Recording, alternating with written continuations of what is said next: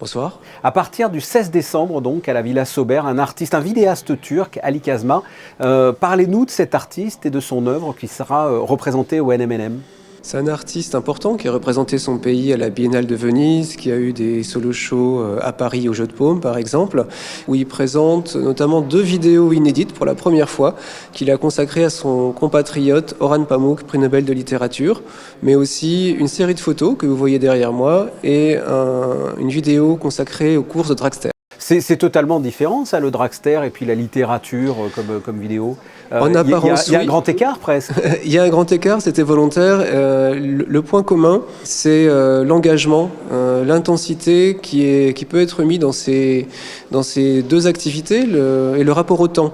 Le dragster, au fond, c'est énormément d'efforts pour arriver à comprimer le temps, à parcourir 1 mile en quelques dixièmes de seconde, quelques secondes.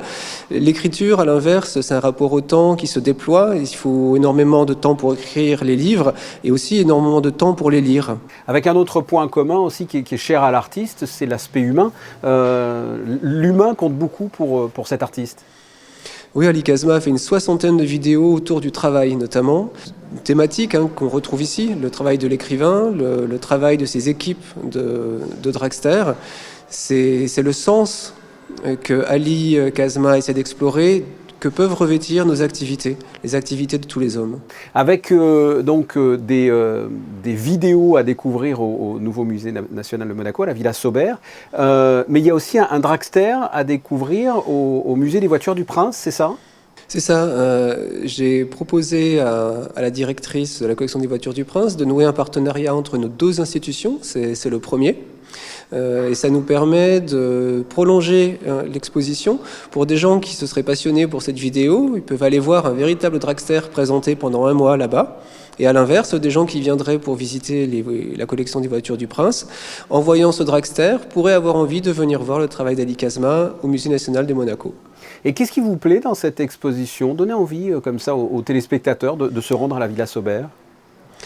Alors je crois que la beauté des images est pour beaucoup. Et puis la possibilité de découvrir des mondes qui nous sont pas forcément familiers. Je pense que peu de gens ont assisté à une course de dragster. Donc tous les gens qui s'intéressent au sport mécanique, à mon avis, prendront du plaisir à voir ça, à le découvrir. Et de la même manière, peu de gens sont entrés dans l'intimité d'un prix Nobel de littérature et c'est ce que permet les vidéos d'Ali Kazma. Ça doit être complexe, d'ailleurs, pour revenir à la littérature, ça doit être complexe de filmer de l'écriture, de quelqu'un qui écrit. Comment s'est-il pris pour rendre ça intéressant ou original ? C'est une bonne question parce que c'était le véritable enjeu de ce travail. Ali Kazma a décidé de filmer non pas Orhan Pamuk en train d'écrire, mais de filmer ses manuscrits. Il les a filmés comme s'il s'agissait de cartes, comme si c'était une sorte de topographie imaginaire au milieu de laquelle ou au-dessus de laquelle la caméra se déplace. Et il a choisi enfin de rendre compte de l'atmosphère des livres, de l'intérieur de l'écrivain en filmant des objets, des détails dans son appartement. C'est un énorme travail, il faut se rendre compte qu'il a passé plus de 30 jours dans l'appartement d'Orhan Pamuk et il a filmé 10 heures par jour. Donc c'est plus de 300 heures de rush qui lui ont permis de réaliser cette vidéo qui se présente sous forme d'un triptyque. La présentation de cet artiste et de son œuvre rentre dans le cadre d'un nouveau programme que vous appelez les Winter Video Days. Qu'est-ce que ce programme ? C'est un programme qu'on a choisi de mettre en place cette année, mais destiné à être repris dans les années à venir. C'est une manière de prolonger la tradition du musée qui, depuis une quinzaine d'années, s'intéresse à la vidéo d'art, qui est, de notre point de vue, une des formes d'art les plus innovantes, les plus intéressantes, mais aussi les plus mal connues à l'époque contemporaine, et c'est une manière de présenter ça au public. Ce qui veut dire qu'il va y avoir une suite et d'autres expositions dans ce cadre-là, hein. C'est ça, l'année prochaine, chaque hiver, on aura un artiste invité, un vidéaste de premier plan qui viendra au musée pour présenter des œuvres inédites.